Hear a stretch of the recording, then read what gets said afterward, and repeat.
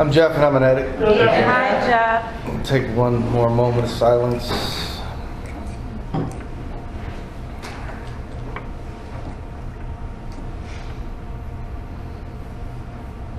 All right.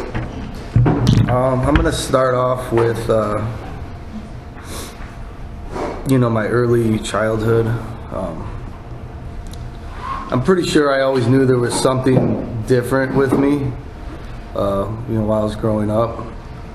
I lived with my stepfather and my mom. I'm an only child, and growing up, I grew up in a house where there was a lot of arguing, a lot of yelling, screaming, hitting, a lot of, I guess, trauma, whatever you want to call it. So I just remember, always, not always, but just being scared in my room when I hear the voices starting to raise, is something bad going to happen to my mom? And then, throughout the years, I noticed I was a little different, because I think I was in third or fourth grade, and I was smoking cigarettes with my neighbor, and I developed this desire to steal at a really early age. I remember being, 5 or 6, and going to Wisconsin Dells and getting in big trouble for stealing from some little store, and then going to my grandparents' house, my other set of grandparents' house every Sunday. I would go there with my dad. I would go in the basement and kind of just isolate and watch In Living Color, The Simpsons, and I would go downstairs and I would, my grandpa had this shop, and I would just go down there and I would steal stuff, and I don't know why, and it was just stupid stuff that I would steal.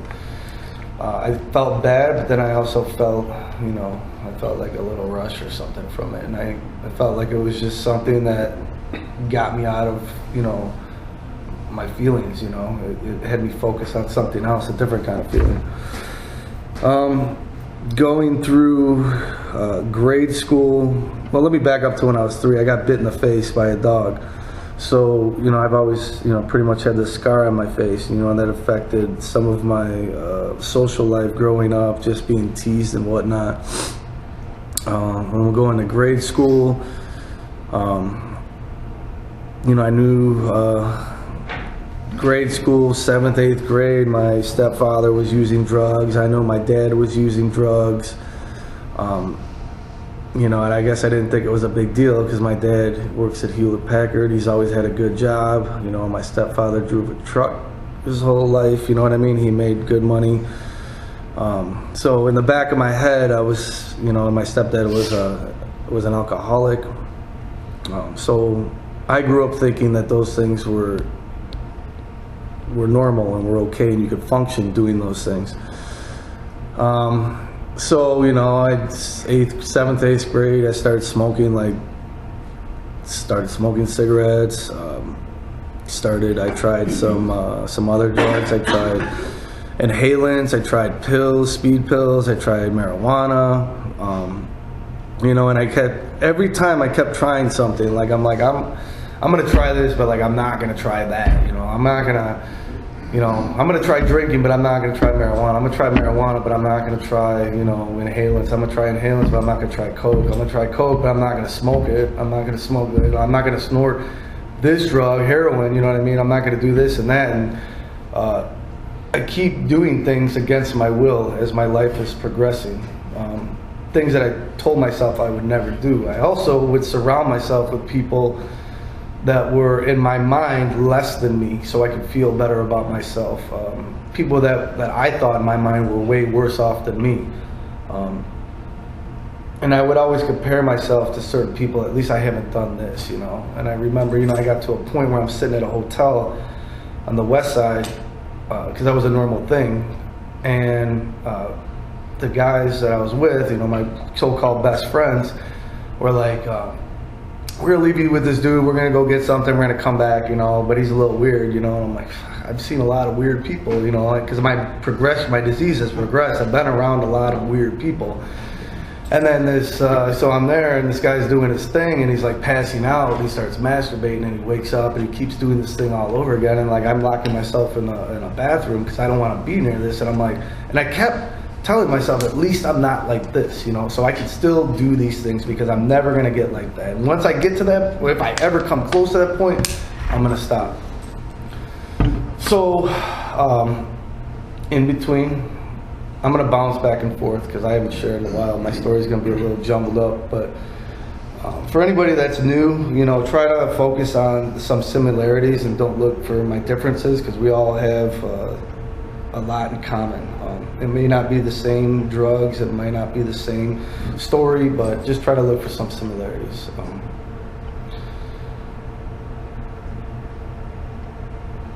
There was a time when I was in high school, I took some acid, and my mom put me into a psych ward, and I heard something about NA, but like at that point in time, like I wish I would have got it then, you know, but then, you know, who knows where I would have been, you know, I wouldn't have had the experiences that I've had today. But I remember being in there and hearing something about AA or NA or some kind of an A, and like it was just going in one ear and out the other, because I'm like, I'm not one of those people. Like I could stop.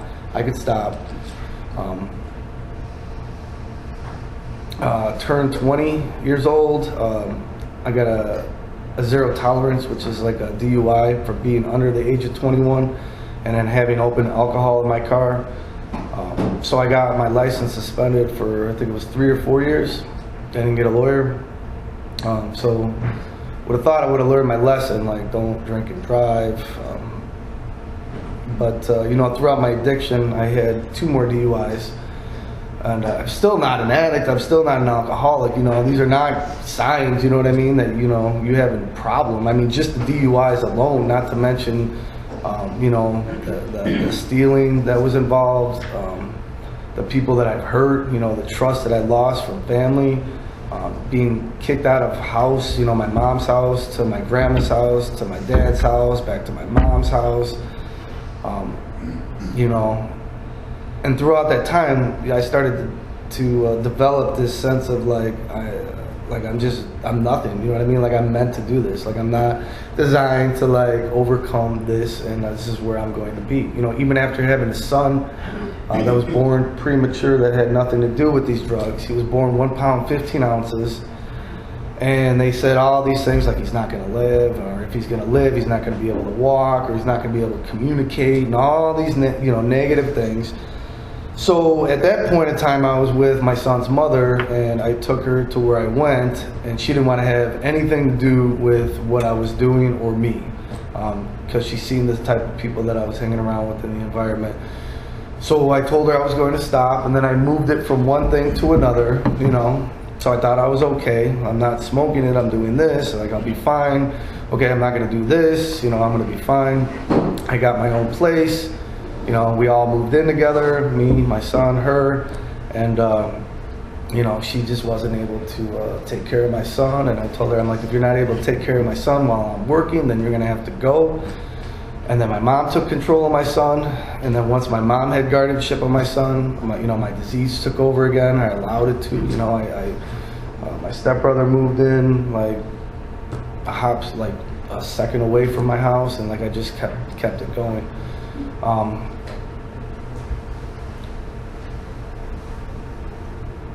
I don't want to keep talking about using, but like there's a lot of like, the person I am today is not the person I was yesterday. Like I wish I could show people like they're 2 different people. I'm not perfect, but like I'm not that person that I was before. And I didn't get that way on my own.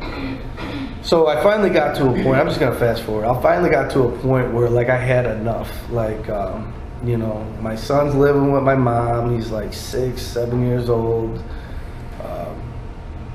And she calls me up on the phone. She's like, you know, don't forget you got a parent teachers conference tomorrow.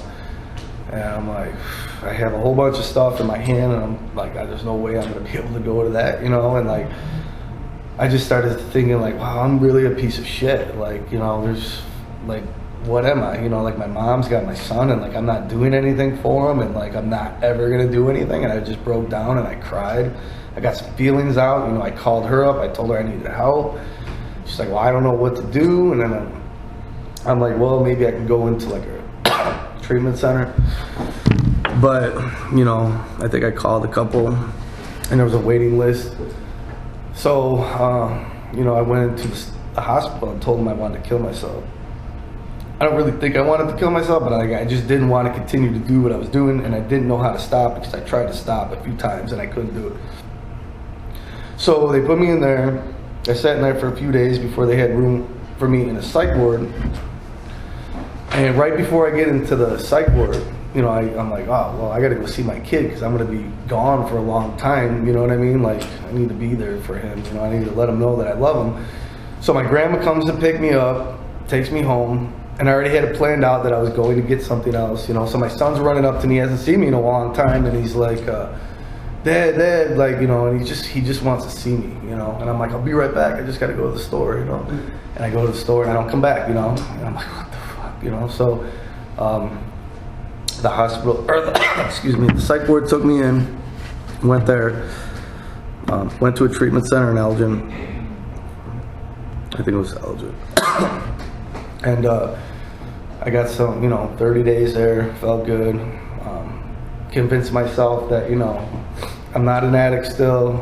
I can drink, you know. I don't know how to function in life without at least drinking. Like, I didn't think it was possible to do anything in life, be able to go fishing, camping, family events.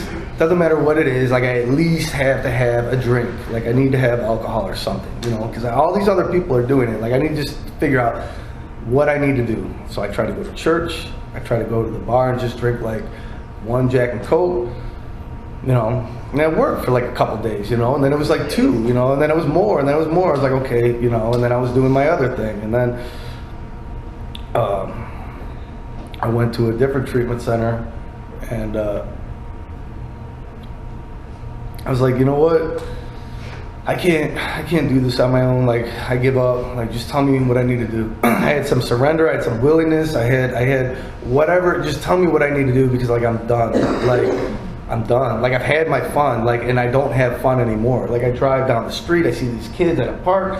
They're having fun. I'm looking at my friends. I'm like, do you remember when life was fun? Like, this isn't fun. Like, I keep chasing nothing. Like, it's fun for 5 seconds, and then I'm already thinking, how am I getting more, or who, like, whatever. Like, it's not fun anymore, and it's not getting fun. And I keep trying to get to where it was the fun the first time, and it's not getting there.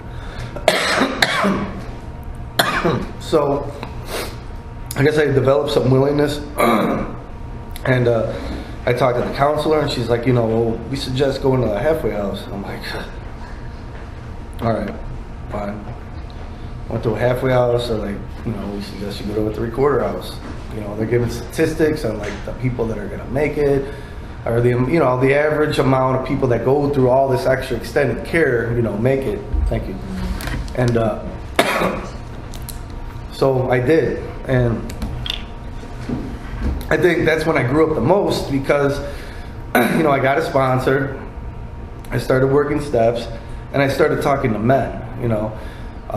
I tried going to meetings, and it was about like trying to meet girls and talk to girls until, you know, my sponsor's like, you need to talk to men. I'm like, why do I want to talk to men? You know what I mean? Like, I can't talk to men about anything, but I can talk to a girl about everything. You're like, no, you can't. You know what I mean? You're not going to tell a girl, you know, that you have problems over here in this area because she might go tell her friend that you're interested in, or it's going to come back and bite you in the ass later on. So I'm like, okay, you know, and then being in a halfway house, like, you're with a bunch of men. You're like with 30 men.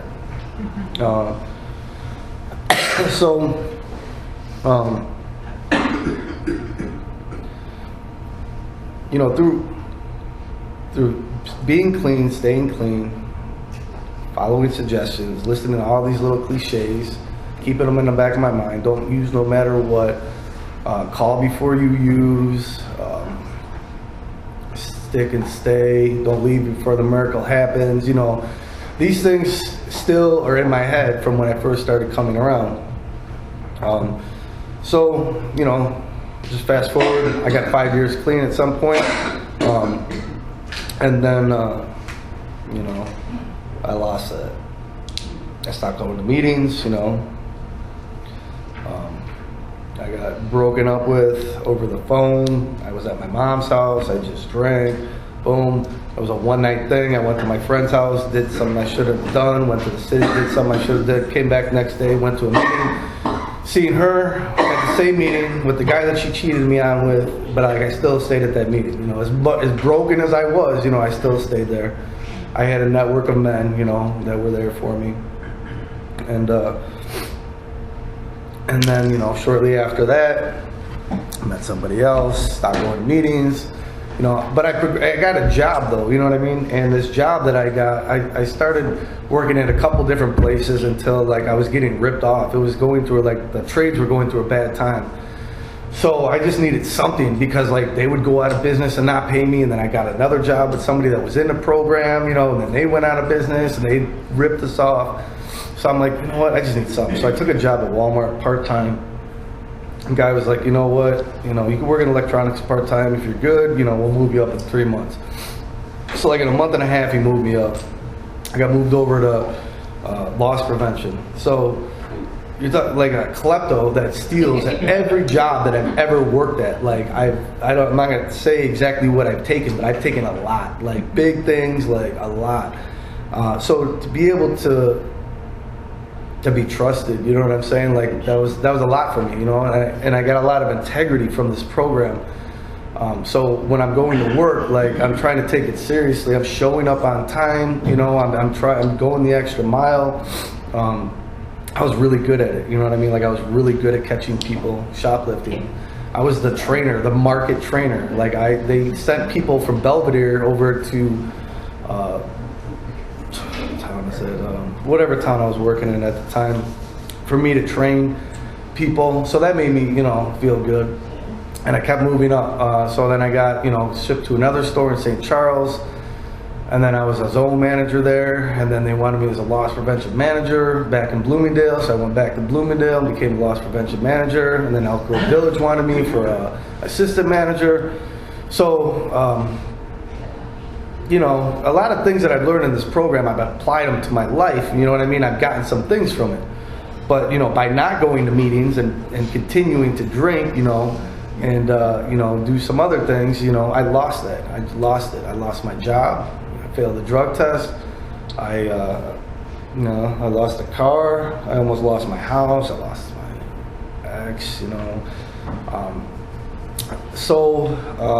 You know, I got to a point where I was like, okay, I probably should go back to the program because I know it's done some things for me. I've seen it work. I was around the program before for 5 years, you know what I mean? Like going to NA functions, Stronghold, going to whitewater rafting almost every year, and just being around people and talking to people and seeing this program work in their life. But it wasn't easy to come back. Like it really wasn't. Like I didn't know if I was or I wasn't, like if I was going to get it. But, you know, thank God I did, you know. So today I got 3 years, 5 months and 27 days. You know, and that's because I have a sponsor. That's because I work the steps. That's because I apply the principles in my life. I go to meetings. You know, I call my network when I'm struggling. I've been through some things, just like everybody in this room has been through some things. You know, I've been through some storms. I've lost 2 dogs since I've been clean. To me, that's more.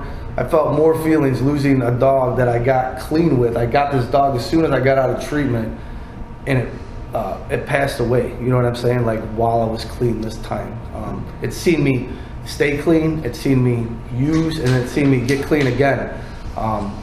This is my best friend. You know, it was there 10 years, and I put him down, or he put himself down, and I didn't use. I put another dog down. I didn't use. I've been through a lot of little shit, you know, and I didn't use.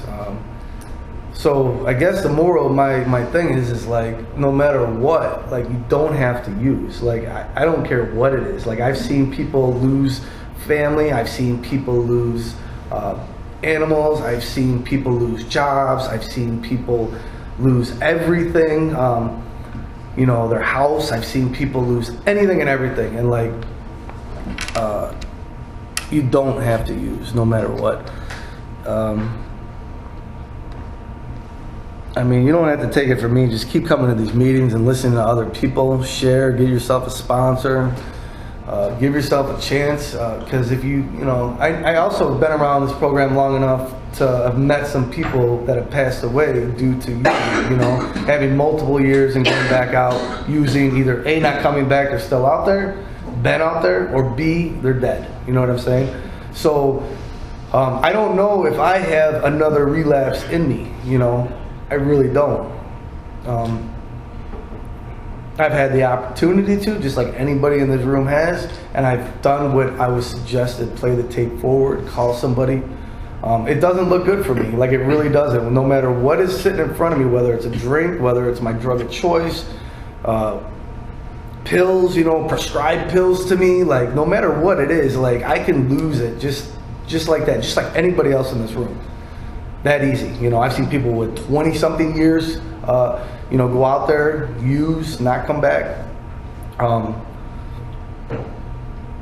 scared, you know what I mean? Like, so I try to keep that like up front, like I'm scared. Like, I talk about my feelings, you know, I get vulnerable sometimes, too vulnerable, like in my relationship sometimes, where, you know, maybe I should share like everything that goes, that I feel, but, you know, share over everything and use over nothing. You know, that's something I've heard.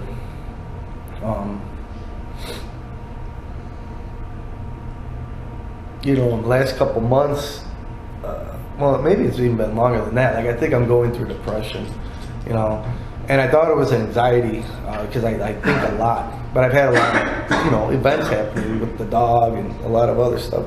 So, like, I was like, maybe I need to get some anxiety medication. And I went to a meeting in Downers Grove, and somebody shared, like, you know, they wanted to get, you know, some anxiety medication. And when I first got clean, you know, I was on some depression medication, but that was because I was telling them I wanted to kill myself. And like they kept it so I could stay in a psych ward, and then like they kept me on this stuff, and they kept putting me on like higher doses because I kept saying I want to, you know, like I want to kill myself just so I could get into a bed. So like this time around, like I don't know what it is, but you know, I'm a little nervous. I'm trying medication. But I also do know other people in the program that use medication and they use it correctly. So when I went to the doctor, I told the doctor that I'm an addict. You know, I'm always going to be an addict. You know, because some doctors, this doctor seems to think like, oh, you were an addict. I'm like, no, I am an addict. You know, I am. I always will be. You know. So she prescribed me a medication that I wasn't too fond on with all the side effects. But she also gave me a psychiatrist's phone number. So, you know, I'm not too proud to like go get some help, you know what I mean? Because I want to be happy. I didn't get clean to be miserable, like I really didn't. And I'm not saying that like my life is miserable, but like the depression, anxiety, like that stuff's not a joke. That stuff is a separate thing, you know what I mean? On top of it, having a disease. So, you know, I'm glad today that I can say I need help with that, you know? And,